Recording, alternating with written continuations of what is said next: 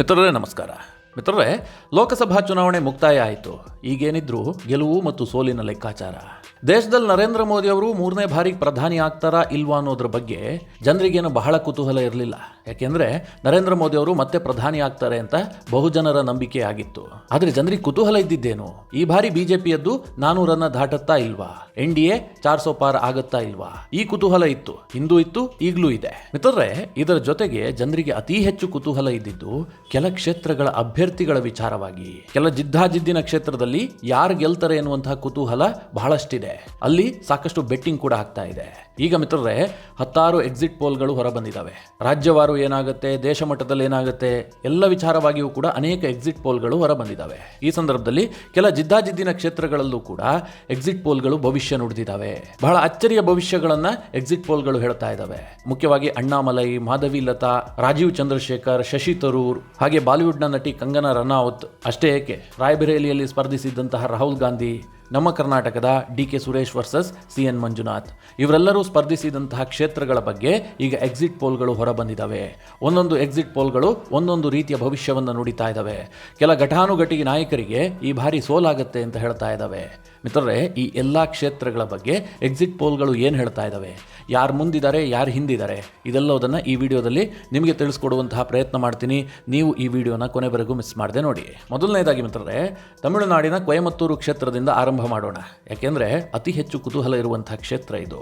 ಅಣ್ಣಾಮಲೈ ಅಲ್ಲಿ ಸ್ಪರ್ಧೆ ಮಾಡಿದ್ದಾರೆ. ನಿಮಗೆಲ್ಲ ಗೊತ್ತು, ಜೂನ್ 1ನೇ ತಾರೀಕು ಚುನಾವಣೆ ಮುಕ್ತಾಯ ಆದ ತಕ್ಷಣ ಬಂದಂತಹ ಎಲ್ಲ ಎಕ್ಸಿಟ್ ಪೋಲ್ನಲ್ಲೂ ಕೂಡ ತಮಿಳುನಾಡಿನಲ್ಲಿ ಬಿಜೆಪಿಯ ವೋಟ್ ಶೇರ್ ಜಾಸ್ತಿ ಆಗಿದೆ, ಸೀಟ್ ಹೆಚ್ಚಿಗೆ ಗಳಿಸದೇ ಇದ್ರೂ ಕೂಡ ವೋಟ್ ಶೇರ್ ಜಾಸ್ತಿ ಆಗಿದೆ ಅಂತ ಪ್ರೆಡಿಕ್ಟ್ ಮಾಡಿದ್ದಾವೆ. At a same time Annamalai ಸ್ಪರ್ಧಿಸಿರುವಂತಹ ಕೊಯಮತ್ತೂರು ಕ್ಷೇತ್ರದ ಬಗ್ಗೆಯೂ ಕೂಡ ಚುನಾವಣೋತ್ತರ ಸಮೀಕ್ಷೆಗಳು ವಿಭಿನ್ನವಾಗಿ ಭವಿಷ್ಯ ನುಡಿತಾ ಇದ್ದಾವೆ.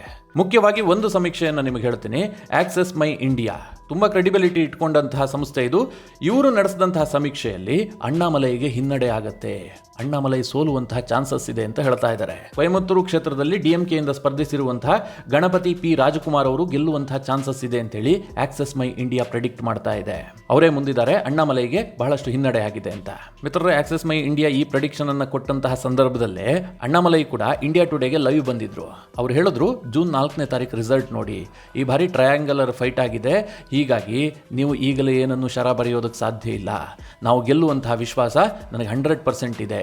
ಹೀಗಾಗಿ ಕೊಯಮತ್ತೂರಿನಲ್ಲಿ ಅಚ್ಚರಿಯ ಫಲಿತಾಂಶ ಬರುತ್ತೆ, ತಮಿಳುನಾಡಿನಲ್ಲೂ ಕೂಡ ಅಚ್ಚರಿಯ ಫಲಿತಾಂಶ ಬರುತ್ತೆ ಅಂತ ಅಣ್ಣಾಮಲೈ ಹೇಳಿದ್ರು. ಒಟ್ಟಿನಲ್ಲಿ ಮಿತ್ರರೇ, ಇದು ಸ್ವಲ್ಪ ನಿರಾಸೆ ಆಗುವಂಥ ವಿಚಾರ. ಓವರ್ ಆಲ್ 7 ಸಮೀಕ್ಷೆಗಳಲ್ಲಿ 4 ಸಮೀಕ್ಷೆ ಏನು ಹೇಳ್ತಾ ಇದ್ದಾವೆ ಅಂದರೆ ಅಣ್ಣಾಮಲೈಗೆ ಸೋಲಾಗುತ್ತೆ ಅಂತ. 3 ಸಮೀಕ್ಷೆಗಳು ಅಣ್ಣಾಮಲೈ ಟಫ್ ಫೈಟ್ ಕೊಡ್ತಾ ಇದ್ದಾರೆ, ಗೆದ್ರೂ ಗೆಲ್ಲಬಹುದು ಅಂತ ಅಭಿಪ್ರಾಯ ವ್ಯಕ್ತಪಡಿಸ್ತಾ ಇದ್ದಾವೆ. ಅಲ್ಲಿಗೆ ಮಿತ್ರರೇ, ಕೊಯಮತ್ತೂರು ಕ್ಷೇತ್ರದಲ್ಲಿ ಅಣ್ಣಾಮಲೈ ಗೆಲುವು ಅಷ್ಟು ಸುಲಭ ಇಲ್ಲ ಅನ್ನೋದು ಇದರಿಂದ ಸ್ಪಷ್ಟ ಆಗ್ತಾ ಇದೆ. ಇನ್ನು ಹೈದರಾಬಾದ್ ಲೋಕಸಭಾ ಕ್ಷೇತ್ರ, ಮಾಧವಿ ಲತಾ ವರ್ಸಸ್ ಓವೈಸಿ. ಎಷ್ಟು ಜಿದ್ದಾಜಿದ್ದಿನ ಕ್ಷೇತ್ರ ಅಂತಂದ್ರೆ ಇಡೀ ದೇಶ ಇದ್ರ ಬಗ್ಗೆ ನೋಡ್ತಾ ಇದೆ. ಏನಾಗುತ್ತೆ, ಮಾಧವಿ ಲತಾ ಗೆಲ್ತಾರಾ ಇಲ್ವಾ ಅನ್ನೋದ್ರ ಬಗ್ಗೆ ಚರ್ಚೆ ನಡೀತಾ ಇದೆ, ಬೆಟ್ಟಿಂಗ್ ಕಟ್ತಾ ಇದ್ದಾರೆ. ಚುನಾವಣೆ ಆದ ತಕ್ಷಣ ಎಲ್ಲ ಸಮೀಕ್ಷೆಗಳು ಏನು ಹೇಳ್ತಾ ಇದ್ವು, ಮಾಧವಿ ಲತಾ ಸೋತು ಹೋಗ್ಬಿಟ್ರು ಅಂತ. ಆದರೆ ಈಗ ಎಕ್ಸಿಟ್ ಪೋಲ್ ಏನು ಹೇಳ್ತಾ ಇದ್ದಾವೆ ಅಂತಂದ್ರೆ ಮಾಧವಿ ಲತಾ ತುಂಬ ಟಫ್ ಫೈಟ್ ಕೊಡ್ತಾ ಇದ್ದಾರೆ. ಇದೇ ಆಕ್ಸಿಸ್ ಮೈ ಇಂಡಿಯಾ ಏನು ಹೇಳ್ತಾ ಇದೆ ಅಂತಂದ್ರೆ ಮಾಧವಿ ಲತಾ ಗೆದ್ರೂ ಗೆಲ್ಲಬಹುದು, 50-50 ಎನ್ನುವಂತಹ ವಾತಾವರಣ ಇದೆ. ಓವೈಸಿಗೆ ಗೆಲುವು ಅಷ್ಟು ಸುಲಭ ಇಲ್ಲ, ಈ ಹಿಂದೆ ಗೆದ್ದಂತೆ ಈ ಬಾರಿ ಗೆಲ್ಲೋದಕ್ಕೆ ಸಾಧ್ಯ ಇಲ್ಲ ಅಂತ ಹೇಳಿ ಆಕ್ಸಿಸ್ ಮೈ ಇಂಡಿಯಾ ಹೇಳ್ತಾ ಇದೆ. 5 ಸರ್ವೆಯಲ್ಲಿ 3 ಸರ್ವೆ ಪ್ರಕಾರ ಓವೈಸಿ 100% ಗೆಲ್ತಾರೆ, ಅವ್ರಿಗೆ ಮಾಧವಿ ಲತಾ ತಡೆಯೊಡ್ಡೋದಿಲ್ಲ ಅಂತ 3 ಸಮೀಕ್ಷೆ ಹೇಳ್ತಾ ಇದೆ. 2 ಸಮೀಕ್ಷೆಗಳು 50-50, ತುಂಬಾ ಟಫ್ ಫೈಟ್ ಇದೆ, ಮಾಧವಿ ಲತಾ ಪರವಾಗಿ ಹಿಂದೂ ಮತಗಳು ಕ್ರೋಢೀಕರಣಗೊಂಡಿದ್ದಾವೆ, ಹೀಗಾಗಿ ಏನೂ ಪ್ರೆಡಿಕ್ಟ್ ಮಾಡೋದಕ್ಕೆ ಸಾಧ್ಯ ಇಲ್ಲ ಅಂತ 2 ಸಮೀಕ್ಷೆಗಳು ಹೇಳ್ತಾ ಇದ್ದಾವೆ. ಇನ್ನೊಂದು ಮಿತ್ರರೇ, ಕೇರಳದ ತಿರುವನಂತಪುರಂ. ಈ ಕ್ಷೇತ್ರ ತುಂಬಾ ಜಿದ್ದಾಜಿದ್ದಿನ ಕ್ಷೇತ್ರ ಆಗಿತ್ತು. ಯಾಕೆ ಅಂತಂದ್ರೆ ಈ ಬಾರಿ ಅಲ್ಲಿ ರಾಜೀವ್ ಚಂದ್ರಶೇಖರ್ ಸ್ಪರ್ಧೆ ಮಾಡಿದ್ರು. ಅಲ್ಲಿ ಕಾಂಗ್ರೆಸ್ನ ಅಭ್ಯರ್ಥಿ ಯಾರು ಕೇಳಿದ್ರೆ ಶಶಿ ತರೂರ್, ಕೇಂದ್ರದ ಮಾಜಿ ಸಚಿವ, ಕಾಂಗ್ರೆಸ್ನಲ್ಲಿ ತುಂಬಾ ಪ್ರಭಾವ ಇರುವಂತಹ ನಾಯಕ, AICC ಅಧ್ಯಕ್ಷರಾಗಬೇಕು ಅಂತ ಸ್ಪರ್ಧೆ ಮಾಡಿದಂತಹ ನಾಯಕನೂ ಕೂಡ ಹೌದು, ತುಂಬಾ ವರ್ಚಸ್ವಿ ನಾಯಕ. ಹೀಗಾಗಿ ಕೇರಳದ ತಿರುವನಂತಪುರಂ ಸಾಕಷ್ಟು ಜಿದ್ದಾಜಿದ್ದಿನಿಂದ ಕೂಡಿತ್ತು. ಈಗ ಬಹುತೇಕ ಎಲ್ಲ ಸಮೀಕ್ಷೆಗಳು ಏನು ಹೇಳ್ತಾ ಇದ್ದಾವೆ ಕೇಳಿದ್ರೆ ಕೇರಳದ ತಿರುವನಂತಪುರಂನಲ್ಲಿ ರಾಜೀವ್ ಚಂದ್ರಶೇಖರ್ ಗೆಲ್ತಾರೆ, ಬಿಜೆಪಿ ಅಭ್ಯರ್ಥಿ ಗೆಲ್ತಾರೆ, ಶಶಿ ತರೂರ್ ಸೋತ್ ಹೋಗ್ಬಿಡ್ತಾರೆ. ಮಿತ್ರರೇ, ಶಶಿ ತರೂರ್ 2009ರಲ್ಲಿ ಗೆದ್ದಿದ್ರು, 2014ರಲ್ಲಿ ಗೆದ್ದಿದ್ರು, 2019ರಲ್ಲೂ ಕೂಡ ಗೆದ್ದಿದ್ರು. ಕಳೆದ ಬಾರಿ ಶಶಿ ತರೂರ್ 1,11,000 ಮತಗಳ ಅಂತರದಿಂದ ಗೆದ್ದಿದ್ರು. ಬಿಜೆಪಿಯಿಂದ ಕುಮ್ಮಂ ರಾಜಶೇಖರನ್ ಪ್ರಬಲ ಸ್ಪರ್ಧೆ ಒಡ್ಡಿದ್ರು, ಆದ್ರೂ ಕೂಡ ಶಶಿ ತರೂರನ್ನ ಸೋಲಿಸೋದಕ್ಕೆ ಸಾಧ್ಯ ಆಗಿರಲಿಲ್ಲ. ಈ ಬಾರಿ ವೋಟಿಂಗ್ ಪರ್ಸೆಂಟೇಜ್ ಕೂಡ 7.23% ಅಷ್ಟು ಡೌನ್ ಆಗಿದೆ. ಆದ್ರೂ ಕೂಡ ಸಮೀಕ್ಷೆಗಳು ಹೇಳ್ತಾ ಇದ್ದಾವೆ ರಾಜೀವ್ ಚಂದ್ರಶೇಖರ್ ಗೆಲ್ತಾರೆ, ಅವ್ರಿಗೆ ಈಸಿ ಇದೆ ಕ್ಷೇತ್ರ ಅಂತ. ಮಿತ್ರರೇ, ರಾಜೀವ್ ಚಂದ್ರಶೇಖರ್ ಗೆಲ್ಲೋದು, ಕೇರಳದಲ್ಲಿ ಬಿಜೆಪಿ ಖಾತೆ ತೆರೆಯೋದು ದೊಡ್ಡ ವಿಚಾರವೇ.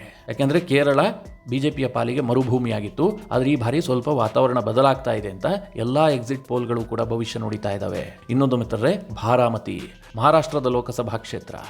ಬಾರಾಮತಿ ಯಾಕೆ ಇಂಪಾರ್ಟೆಂಟ್ ಆಗಿದೆ ಈ ಬಾರಿ ಅಂತಂದ್ರೆ, ಬಾರಾಮತಿಯಲ್ಲಿ ಶರದ್ ಪವಾರ್ ಮಗಳು ಸುಪ್ರಿಯಾ ಸುಲೆ ಮತ್ತು ಶರದ್ ಪವಾರ್ ಅಣ್ಣನ ಮಗನಾದಂತಹ ಅಜಿತ್ ಪವಾರ್ ಏನಿದ್ದಾರೆ, ಈಗ ಬಿಜೆಪಿ ಜೊತೆ ಕೈ ಜೋಡಿಸಿದಾರಲ್ಲ, ಆ ಅಜಿತ್ ಪವಾರ್ ಅವರ ಪತ್ನಿ ಸುನೇತ್ರ ಪವಾರ್ ಅಲ್ಲಿ ಸ್ಪರ್ಧೆ ಮಾಡಿದ್ದಾರೆ. ಒಂದು ಕಡೆ ಸುನೇತ್ರ ಪವಾರ್, ಇನ್ನೊಂದು ಕಡೆ ಶರದ್ ಪವಾರ್ ಮಗಳು ಸುಪ್ರಿಯಾ ಸುಲೆ.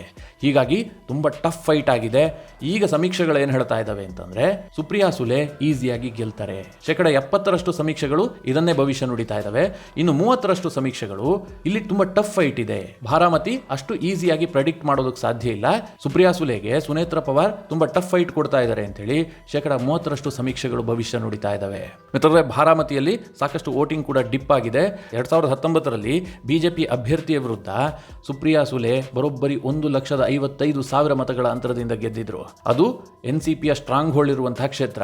ಈಗ ಎನ್ಸಿಪಿಯೇ ಇಬ್ಬಾಗ ಆಗಿ ಅದರಲ್ಲೇ ಇಬ್ಬರು ಸ್ಪರ್ಧೆ ಮಾಡಿದ್ದಾರೆ. ಹೀಗಾಗಿ ಕುತೂಹಲ ಇರುವಂತಹದ್ದು, ಈಗ ಸಮೀಕ್ಷೆಗಳು ಏನು ಹೇಳ್ತಾ ಇದ್ದಾವೆ ಅಂತಂದ್ರೆ, ಸುಪ್ರಿಯಾ ಸುಲೆ ಮತ್ತೊಮ್ಮೆ ಈಸಿಯಾಗಿ ಗೆಲ್ತಾರೆ ಅಂತ.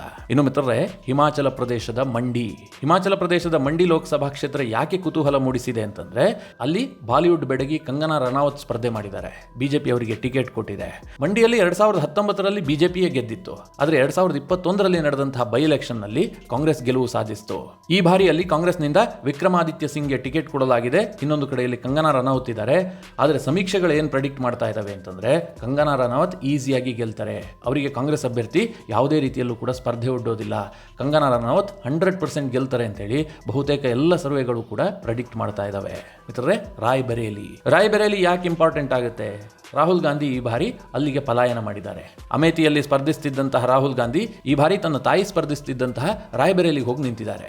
ಆರಂಭದಲ್ಲಿ ಏನು ಹೇಳಲಾಗ್ತಾ ಇತ್ತು, ರಾಯ್ಬರೇಲಿ ರಾಹುಲ್ ಗಾಂಧಿಗೆ ಕಬ್ಬಿಣದ ಕಡಲೆ ಆಗಬಹುದು, ಅಷ್ಟು ಈಸಿ ಇಲ್ಲ, ಈ ಬಾರಿ ಸ್ವಲ್ಪ ಚಿತ್ರಣ ಬದಲಾಗಿದೆ. ಇದನ್ನರಿತೆ ಸೋನಿಯಾ ಗಾಂಧಿ ಚುನಾವಣಾ ರಾಜಕೀಯಕ್ಕೆ ನಿವೃತ್ತಿ ಘೋಷಿಸಿದ್ದು ಅಂತ ಅನೇಕರು ಹೇಳ್ತಾ ಇದ್ರು.